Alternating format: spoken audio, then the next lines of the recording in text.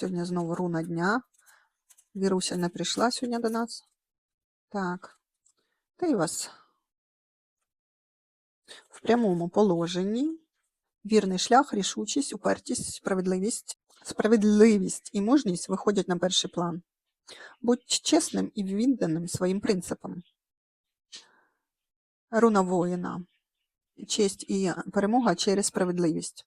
Тобто сьогодні не можна зраджувати себе, в першу чергу, не можна зраджувати когось. Все максимально чесно, по справедливості, і ви доб'єтесь успіху. Дуже гарна руна і також рішучих дій, руна рішучих дій. Справедливого якогось вирішення, також щось може вирішитися на вашу користь. Не треба йти на поступки зі своєю совістю, робіть по справедливості і так, як ви вважаєте чесним і потрібним, і ви досягнете успіху. Така енергія дня.